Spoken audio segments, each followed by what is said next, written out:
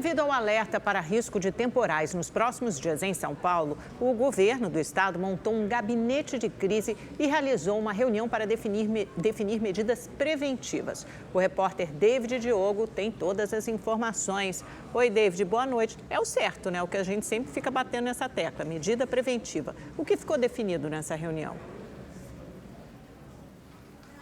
Exatamente, Amanda. Boa noite a você, Augusto e a todos que nos acompanham. A reunião aconteceu aqui no Palácio dos Bandeirantes. Dentre eles aí estava o governador, do estado, Tarcísio de Freitas, além dos prefeitos dos municípios, como o Ricardo Nunes, da capital paulista.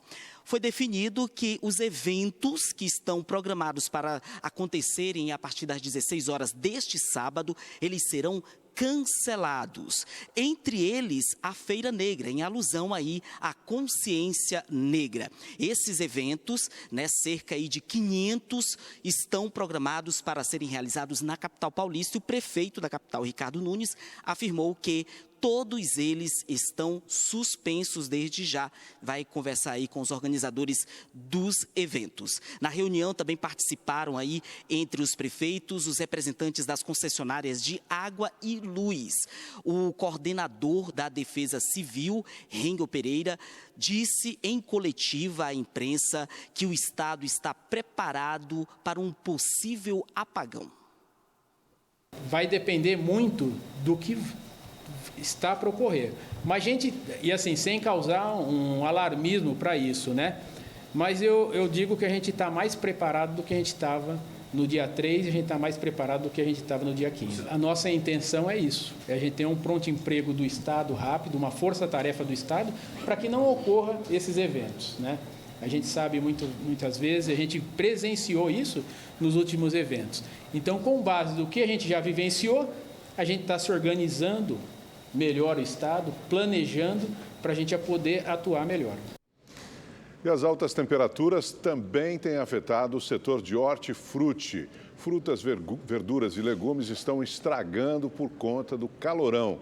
A CEAGESP já tem registrado perdas. As folhas estão murchas, aparência debilitada. A queda na comercialização chega a 2,4%. Parece pouco se não considerarmos que por aqui passam mais de 10 mil toneladas de alimentos por dia. Por causa da queitura, ela fica toda como se fosse um ferrugem. Entendeu? Aí perde o valor. Perde o valor. O Elcio compra na CEAGESP para supermercados do Mato Grosso. Ele conta que as caixas estão chegando com menos peso do que na época do inverno. Diminuiu bastante o peso.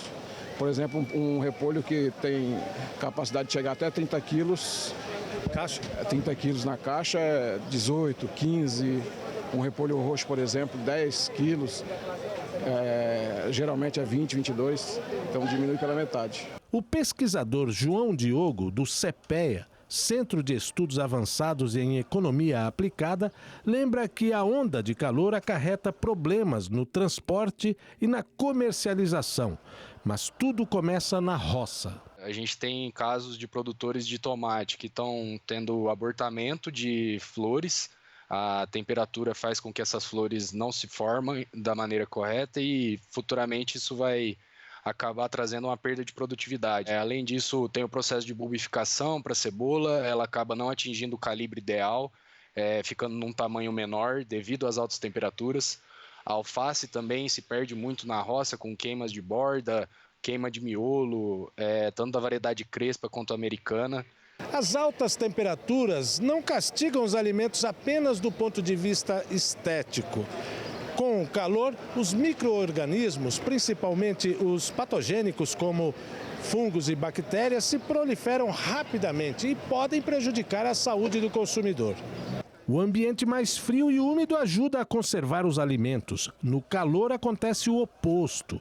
Assim como os seres humanos, os vegetais também perdem nutrientes e sofrem para respirar com o calor elevado. A degradação é uma combinação da respiração, que o produto vai perdendo reserva, ele vai perdendo a estrutura dele, E aí ele começa a ser atacado por fungos e bactérias. E com essa alta temperatura, a atividade dos fungos e das bactérias é muito mais alta. Para aguentar esse calorão, tem até regador para hidratar as folhas e facilitar a venda.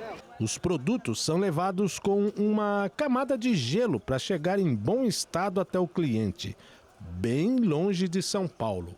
Que vai para Belém, né? São 6 dias de viagem, então tem que ir no gelo. O Rio de Janeiro registrou um novo recorde de calor nesta sexta-feira. Às 10h20 da manhã, veja bem, olha, até difícil de acreditar nesse número. A sensação térmica era de estrondosos 59,3 graus em Guaratiba, na zona oeste da cidade. É a maior sensação de calor desde que o Sistema Alerta Rio começou a fazer a medição em 2014. A temperatura foi a mais alta registrada este ano, com os termômetros marcando 42,6 graus na mesma localidade. E chuvas fortes atingiram cidades mineiras nas últimas horas. Na rodovia 381, o trânsito chegou a ficar interditado durante a madrugada. Em Caeté, o motorista foi surpreendido pela enxurrada de lama que se formou no final de uma rua. Os bairros na parte baixa da cidade ficaram alagados. Carro submerso debaixo d'água. Trem tá bravo. Com a ventania, a estrutura de metal de uma casa foi parar no meio da rua e atingiu um carro. Moradores de João Monlevade registraram o curto elétrico que deixou bairros no escuro durante o vendaval que atingiu a região. O trecho da BR-381 que passa pela cidade ficou totalmente interditado após a queda de uma árvore. Trânsito interditado na BR-381, subindo e descendo. Aqui o pessoal está tentando ajudar. A árvore que caiu aqui no asfalto, graças a Deus, não caiu em cima de um carro. Em Tiradentes, a decoração de Natal que enfeitava a cidade foi derrubada pela força do vento. Uma casa desabou, mas não houve registro de feridos. No distrito de Lavras Novas, em Ouro Preto, choveu granizo e casas foram alagadas. O local onde aconteceria um show do cantor Zeca Pagodinho ficou destruído e o evento cancelado. Minas Gerais está em alerta para o risco de tempestade, granizo e ventania em todas as regiões do estado. A população deve manter atenção até às 10 da manhã de amanhã. 2 pessoas morreram em uma enchente no interior de Santa Catarina. O estado, mais uma vez, vem sendo castigado pelo alto volume de chuvas. Um vídeo feito por moradores de Taió, no Vale do Itajaí, mostra o carro onde estavam 4 pessoas. 2 idosos foram resgatados pelos bombeiros após 2 horas de trabalho. Outras 2 vítimas morreram. Em Chapecó, no oeste catarinense, ruas ficaram alagadas e uma embarcação foi usada para transporte.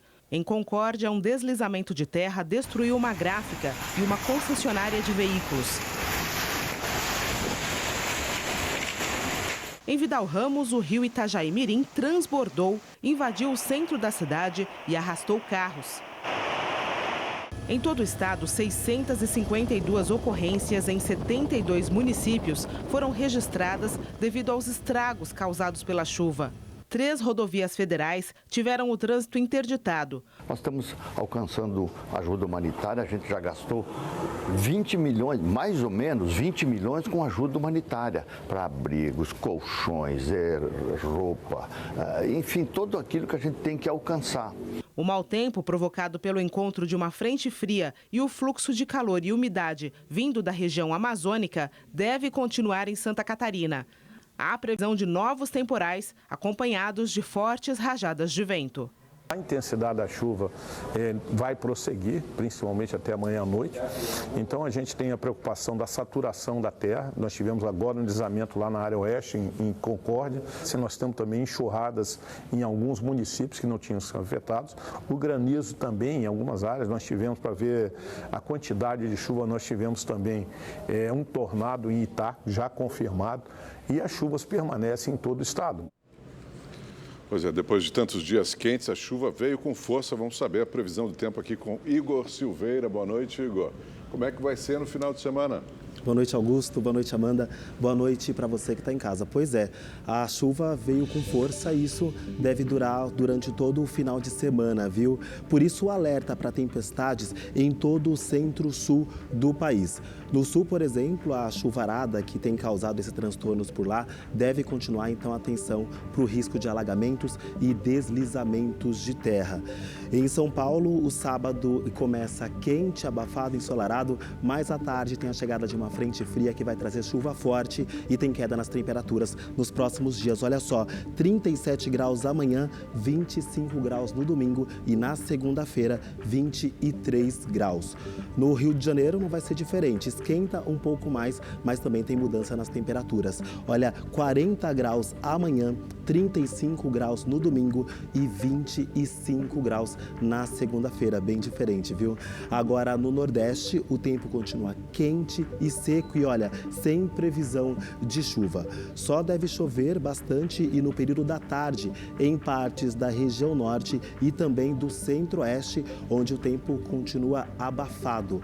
A máxima em Cuiabá fica na casa dos 40 graus, como a gente vê aqui no mapa. Amanda, Augusto. Todo mundo de olho preparado para essa tempestade, né? Que deve atingir São Paulo amanhã no final do dia. Obrigada, Igor. Boa noite. O estudante de 17 anos que foi filmado espancando um professor em sala de aula foi apreendido em Goianira, na região metropolitana de Goiânia. A agressão foi filmada por uma câmera de segurança dentro da sala de aula. Segundo a direção da escola, o professor teria chamado a atenção do estudante por conversar durante a aula.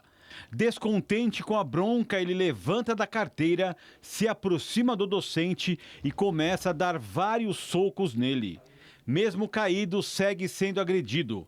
Um funcionário do colégio tenta apartar a briga, mas também é agredido e se desequilibra. O caso aconteceu na sexta-feira da semana passada e hoje o aluno foi encaminhado para cumprir pena socioeducativa. O professor está afastado das atividades para acompanhamento psicológico. Uma pessoa morreu e ao menos 5 ficaram feridas em um acidente entre um trem de carga e um ônibus em Brasília. O ônibus foi atingido quando atravessava a linha do trem. Uma passageira morreu na hora. Uma mulher e o cobrador do ônibus foram levados em estado grave ao hospital. O motorista ficou em choque e também foi hospitalizado. Segundo a polícia, ele deverá prestar depoimento assim que for liberado.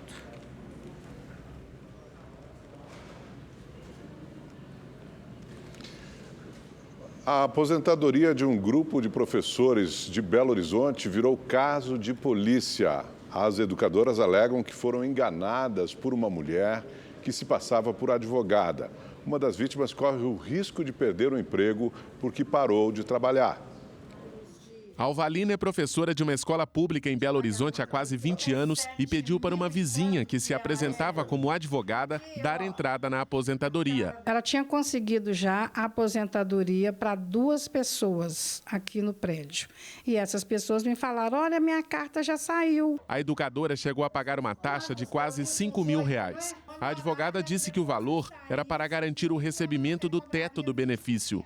Este comunicado mostra que a aposentadoria foi concedida. Segundo a Alvalina, a advogada disse que ela podia parar de trabalhar. A professora acreditou que estava aposentada e há 3 meses deixou de dar aulas. Mas, recentemente, foi alertada pela direção da escola que, por causa das faltas, poderia ser exonerada. A Alvalina ficou surpresa quando soube que o processo da aposentadoria não existia.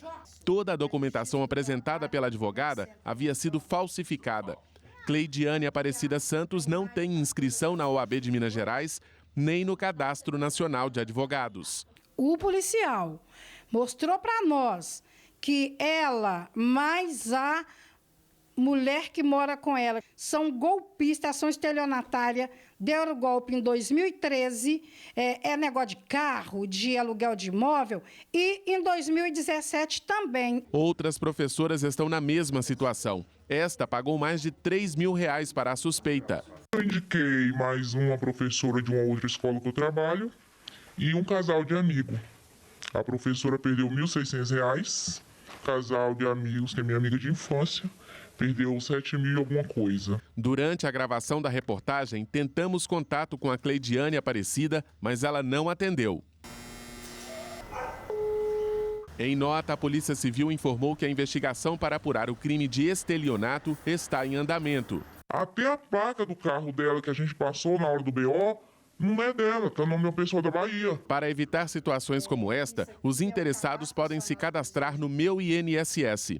O site ou o aplicativo fornece diversas informações sobre benefícios e requerimentos de forma segura. Pela ferramenta, é possível até solicitar a aposentadoria. Eu estou indignada com a nossa justiça. Como que uma pessoa já deu golpe 3 vezes e está impune aí? Em Pernambuco, uma batida entre um caminhão e uma van matou 7 pessoas da mesma família. Segundo a Polícia Rodoviária Federal, 19 pessoas estavam no veículo, todas da mesma família. 7 morreram e 12 ficaram feridas e foram encaminhadas para hospitais da região. As vítimas estavam voltando de um velório em Alagoas, quando sofreram um acidente em Pernambuco. A van bateu na traseira de um caminhão que transportava madeira. Os 2 motoristas fizeram teste do bafômetro e o resultado foi negativo para o uso de álcool. O acidente aconteceu no quilômetro 109 da BR-316, entre os municípios de Ouricuri e Araripina. A Polícia Civil vai investigar o caso. O presidente Lula participou hoje pela manhã, por videoconferência, da 2ª cúpula virtual Vozes do Sul Global, que reuniu 125 países. O objetivo foi debater os problemas das nações em desenvolvimento. Ao discursar, Lula criticou os direitos de veto na ONU e citou a falência de órgãos internacionais. O presidente também voltou a criticar a guerra entre Israel e Hamas. Ele disse que nada justifica que as principais vítimas do conflito sejam mulheres e crianças. O Rede TV News faz uma rápida pausa. Fique com a gente, voltamos já.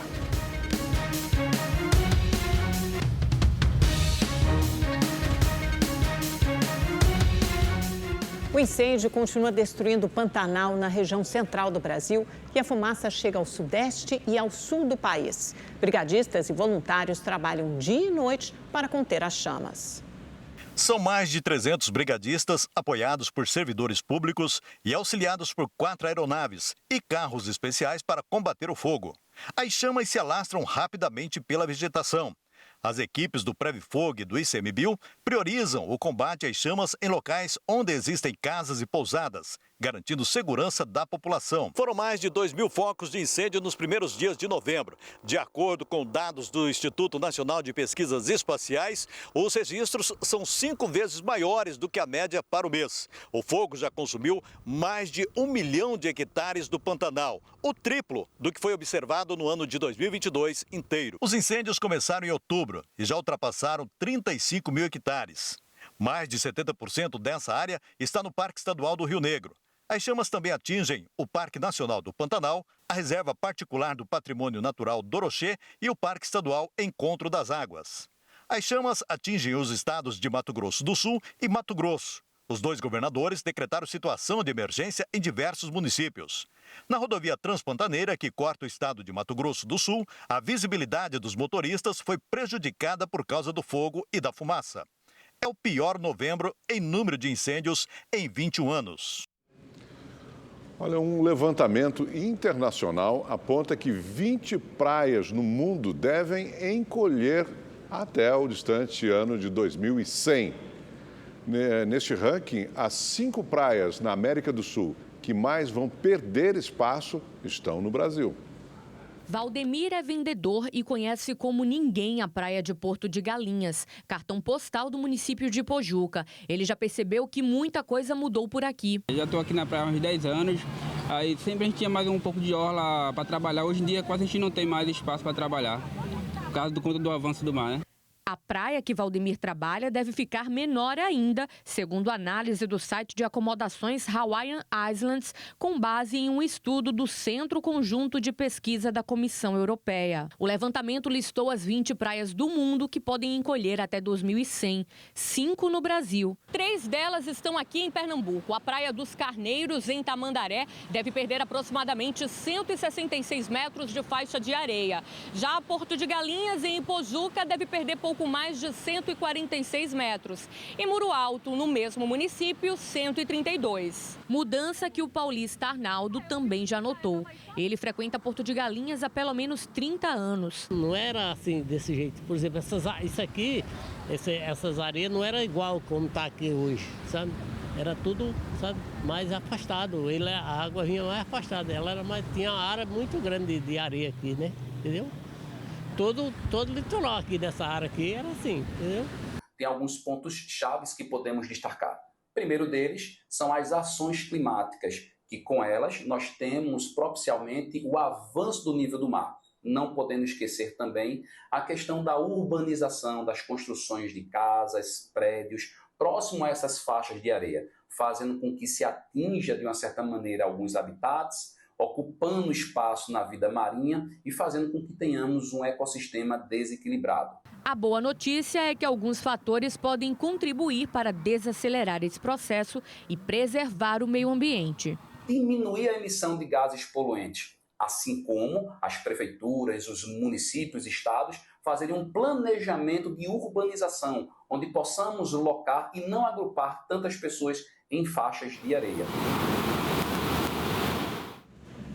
O Banco Nacional de Desenvolvimento Econômico e Social, o BNDES, apresentou o balanço financeiro do terceiro trimestre. O lucro líquido foi de quase 3 bilhões de reais, alta de 21,3% na comparação com o mesmo período do ano passado. Além do presidente do BNDES, Aloysio Mercadante, estiveram na apresentação Alexandre Abreu, diretor financeiro e de crédito digital para micro, pequenas e médias empresas, Nelson Barbosa, diretor de planejamento e estruturação de projetos e outros membros da diretoria. Melhoramos o crédito, mantivemos a inadimplência em patamares extremamente baixos e melhoramos o resultado recorrente do BNDES, que praticamente atinge 3 bilhões de reais, o que mostra uma trajetória ascendente do resultado recorrente do BNDES. A carteira de crédito do banco também melhorou este ano. Cresceu em 15,7 bilhões de reais no terceiro trimestre, alcançando 495 bilhões de reais. É o maior nível registrado desde o primeiro trimestre de 2019. A demanda por um pedido de financiamento cresceu em todos os setores. A agropecuária apresentou alta de 46%, a indústria 114%, comércios e serviços 56% e infraestrutura 113%. A indústria quer crédito, a agricultura quer crédito, os serviços querem crédito, micro e pequena empresa, as cooperativas. Então, é isso que o país precisa crescer. É isso que vai resolver a crise fiscal. O Brasil precisa de emprego, precisa de crescimento, precisa de crédito. Mercadante fez um apelo ao Tribunal de Contas para que seja aceita a proposta de parcelamento da dívida de quase 23 bilhões de reais que o banco tem com a União. Seriam 8 parcelas anuais até 2030. É fundamental ter crédito, porque a economia está desacelerando. E o BNDES tem um papel fundamental de fazer uma política anticíclica. Por todos esses argumentos e pela inteira sintonia com o Ministério da Fazenda nessa questão, nós achamos e confiamos que teremos uma decisão favorável do Tribunal de Contas da União. E agora, direto do Espaço da Sorte, na Avenida Paulista. Acompanhe ao vivo o sorteio da Quina. O prêmio é de mais de 7 milhões de reais. O Rede TV News volta já. O Supremo Tribunal Federal começou a julgar hoje mais 5 réus acusados de participação nos atos extremistas de 8 de janeiro em Brasília. São 3 mulheres e 2 homens acusados dos crimes de abolição violenta do Estado Democrático de Direito, golpe de Estado, associação criminosa armada, dano qualificado e deterioração de patrimônio tombado. A pena proposta pelo relator, ministro Alexandre de Moraes, para todos eles é de 17 anos de prisão. Moraes admitiu erro no voto da ação penal contra Eduardo Zeferino Englert, preso no Palácio do Planalto. O ministro havia afirmado que o réu esteve no acampamento do quartel-general do Exército antes dos ataques, mas a defesa confirmou após perícia da Polícia Federal que essa informação era errada. Mesmo com ajuste no voto, Moraes manteve a pena de 17 anos de prisão. O julgamento é em plenário virtual, quando os votos são registrados no sistema sem discussão, e termina na próxima sexta-feira, dia 24. E também em plenário virtual, o ministro Gilmar Mendes, do Supremo Tribunal Federal, votou para manter a decisão da Corte que transformou a deputada federal Carla Zambelli em ré por porte ilegal de arma de fogo e constrangimento com o uso de arma. Gilmar Mendes é relator da ação contra a deputada e se manifestou contra recurso apresentado pela defesa da parlamentar. A decisão que tornou Carla Zambelli ré foi tomada em agosto e se refere ao fato de a deputada ter perseguido um homem com arma em punho na véspera do segundo turno das eleições presidenciais de 2022, após uma discussão. O julgamento do recurso termina na próxima sexta-feira. O governo federal prorrogou a permanência da Força Nacional de Segurança no Rio até o dia 31 de janeiro. A medida foi publicada hoje no Diário Oficial da União e atende a um pedido do governador Cláudio Castro. De acordo com o ministro da Justiça, Flávio Dino, ao final deste prazo, uma análise será feita para decidir sobre nova prorrogação. Os agentes atuam no Rio de Janeiro desde o dia 16 de outubro, com o objetivo de conter a escalada da violência no estado. Eles foram escalados para ações nas rodovias sob a coordenação da Polícia Rodoviária Federal para impedir a entrada de armas e drogas. A Fiocruz assinou um acordo com o governo argentino para a transferência de tecnologia da vacina de febre amarela. Ministras e ministros da Saúde do Mercosul se reuniram no Palácio do Itamaraty, em Brasília. No encontro, Argentina e Brasil assinaram um termo de compromisso para transferir tecnologia da vacina de febre amarela com a Administração Nacional de Laboratórios e Institutos de Saúde, Dr. Carlos Malbran, instituição ligada ao Ministério da Saúde da Argentina.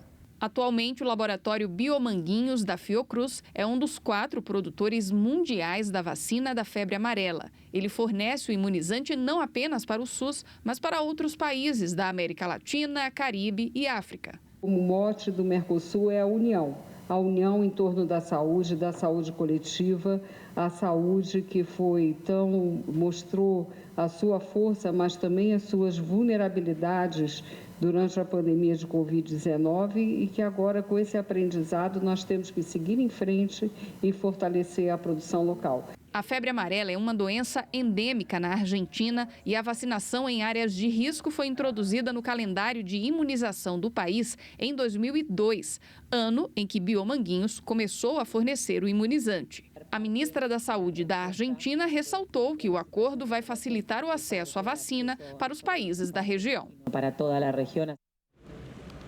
Uma pesquisa realizada pelo Fiocruz do Ceará revelou que muitos pacientes que morreram de Covid-19 tinham apenas um tipo de doença crônica.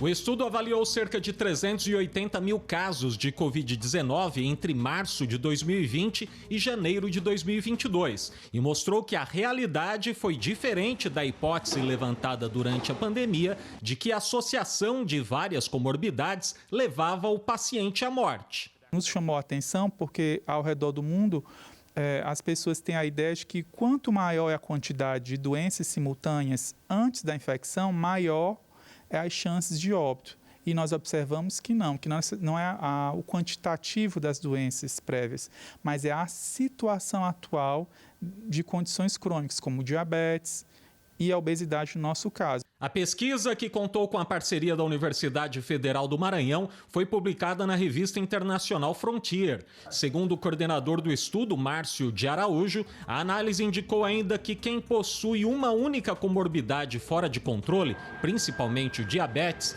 tem 3 vezes mais chance de morrer ao se infectar pelo coronavírus.